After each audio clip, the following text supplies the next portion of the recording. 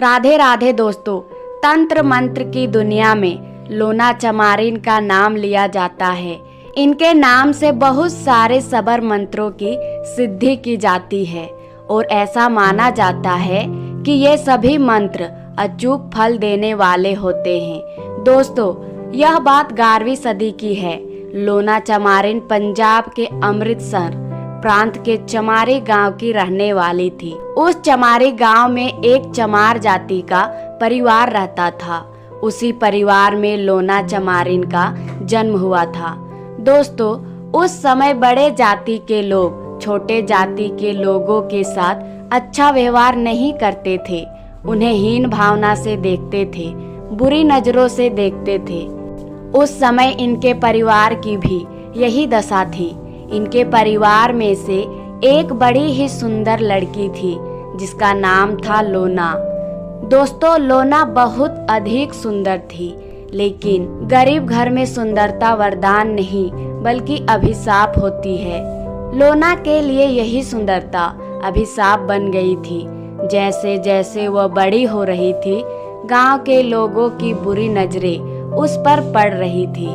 उस लोना के 2 भाई भी थे जिनका नाम इले और गेंदा था। ये दोनों भाई अपने बहन के प्रति गांव वाले की बिगड़ती नजर को लेकर बड़े चिंतित रहा करते थे और इसीलिए अभी लोना पूर्ण रूप से जवान भी नहीं हुई थी कि उसका विवाह करा दिया गया। लेकिन लोना का विवाह सफल नहीं रहा। किसी कारणवश वह अपने पति से झगड़ा करके अपने गांव वापस आ गई। दोस्तों, यह कहानी 11वीं सदी की है। अब फिर उस गांव के लोगों ने लोना पर अपनी बुरी नजर डालना प्रारंभ कर दिया। उसी गांव में एक ठाकुरों का परिवार रहता था जिसमें 11 पुरुष थे। इसी के चलते उस 11 ठाकुरों के परिवार को 11 ठाकुरों का खानदान कहा जाने लगा।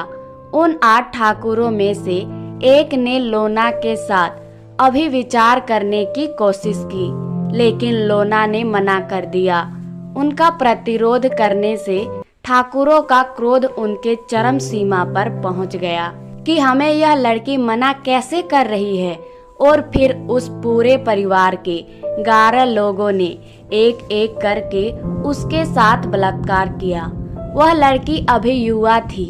उसके यौवन अभी पूर्ण रूप से आया भी नहीं था कि उसके साथ ऐसी दरिंदगी भरी घटना घटित हुई। उस समय न तो कोई संविधान था और न ही कोई सुप्रीम कोर्ट और न ही राजा के पास इतना समय था कि इस तरह के मामले वह सुने। यह छोटी और बड़ी जाति के बीच का मामला था, तो इसमें जीत बड़ी जाति की ही होनी थी।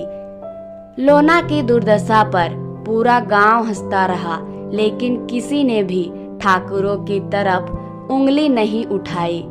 दोस्तों, युवावस्था का जोश की ऐसी होती है कि इंसान कुछ भी कर गुजरने को तैयार हो जाता है।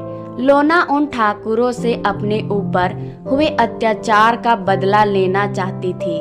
उसके सामने कोई रास्ता दिख नहीं रहा था। तभी उसने दिल्ली के योगिनी के बारे में सुना। वह उनके बारे में तरह तरह की कहानियां सुना करती थी। उस समय तंत्र मंत्र का प्रचार भी बहुत जोरों शोरों से हो रहा था। योगियों ने अपने प्रचार के बहुत सारे माध्यम फैला दिए थे। ये योगी गोरखनाथ जी के परंपरा से आते थे। इन योगियों के चलते ही संस्कृत मंत्रों की जगह सबर मंत्रों का प्रचलन बढ़ने लगा था। दोस्तों, सबर मंत्र ऐसे मंत्र हैं जो किसी की पारंपरिक योग भाषा संस्कृत के बजाय स्थानीय ग्रामीण लहजे और बोलियों में लिखा जाता है। हिंदू धर्म में मौजूद अधिकांश मंत्र संस्कृत में हैं। इसके विपरीत सबर मंत्र का उच्चारण स्थानीय भाषा में इसके अर्थ के लिए किया जाता है, न कि इसके ध्वनि कंपन की ऊर्जा के लिए। अधिकांश संस्कृत मंत्रों का सीधा अनुवाद नहीं है, फिर भी उनका एक पूर्व निर्धारित अर्थ हो सकता है।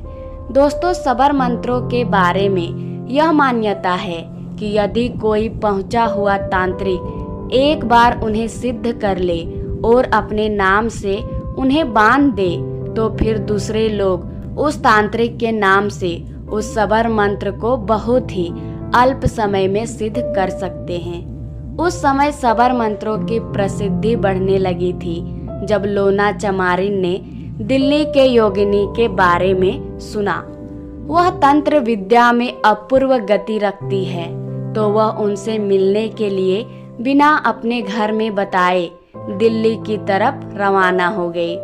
वह पंजाब से पैदल ही लोगों की नजरों से बचती बचती दिल्ली उस स्थान पर पहुंच गई जहां पर वे योगिनी रहती थी। लोना ने उस योगिनों से पूछा कि यह सबर मंत्र कैसे सिद्ध होते हैं। मुझे भी तांत्रिक बनना है, मुझे भी योगिनी बनना है।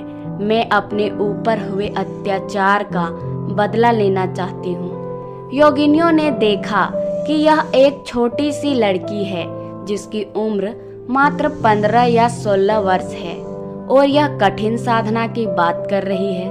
उन्हें एक तो अपने बल पर अहंकार था और दूसरी वे उस लड़की की बाल्य अवस्था को देखकर उसके महत्व को नहीं समझ पाई। इसीलिए उन्होंने कहा कि तुमसे यह संभव नहीं है और यह हम तुम्हें नहीं सिखा सकते क्योंकि तुम इस लायक नहीं हो। इस पर लोना जिद पर अड़ गई। उसने कहा, यदि आप लोग मुझे नहीं सिखाएगी तो मुझे कम से कम इतना तो बता दीजिए कि मैं कहाँ जाकर इसे सीख सकती हूँ। तब उन योगिनों ने मजाक ही मजाक में कह दिया कि इसके लिए तुम्हें असम के कामरूप कामाख्या मंदिर में जाना होगा। हमने भी वहीं से यह मंत्र सीखे हैं और हमने सिद्धियां प्राप्त की है। दोस्तों, बहुत कठिनाइयों के बाद आखिर लोना असम के कामरूप कामाख्या पहुंच ही गई। वह पहुंचकर उसने एक योग्य गुरु की तलाश करना शुरू कर दिया। उसे वहां इस्माइल योगी नामक गुरु मिले। इन्होंने सबर मंत्रों में अच्छी सिद्धि प्राप्त कर ली थी। जब लोना चमारिन इस्माइल योगी के पास पहुंची तो वह लोना की सुंदरता पर मोहित हो गए। दोस्तों, योगियों में 5 प्रकार की पद्धति पहले से ही चली आ रही थी, अर्थात साधना के दौरान वह मुद्रा, मांस, मध्य, मत्स्य, मैथुन से परहेज नहीं भी करते थे तो उनका काम चल जाता था। इस्माइल योगी मैथुन के लिए ही सही पर लोना पर मोहित हो गए थे। लोना के भी पास अपने गुरु को देने के लिए इसके अलावा और कुछ भी नहीं था। लोना ने इस्माइल योगी के साथ रहते हुए अपने साधना प्रारंभ कर दी। जहां इस्माइल योगी बड़े तांत्रिक थे, सिद्ध थे, लेकिन उसके पास ऐसा कोई मोटिव नहीं था जिससे वे तंत्र साधना में उस गति को प्राप्त कर सके जिस गति को लोना चमारिन प्राप्त कर ले, जिसके फलस्वरूप गुरु गुड़ ही रह गया और चेला शक्कर हो गया। लोना चमारिन अपने गुरु से भी बढ़कर तांत्रिक बन गई और फिर ये पंजाब चली गई। इस बार ये अपने सूक्ष्म शरीर अर्थात मन की गति से गई। उसके बाद इन्होंने एक एक करके पूरे 11 ठाकुरों को मारकर यमलोक पहुंचा दिया। उस कुल में कोई दीपक जलाने वाला भी नहीं बचा। उसके बाद लोना चमारिन ने अपने तंत्र बल से सबर मंत्रों की रचना करके उसे सिद्ध किया, फिर उसे अपने नाम से बांध दिया।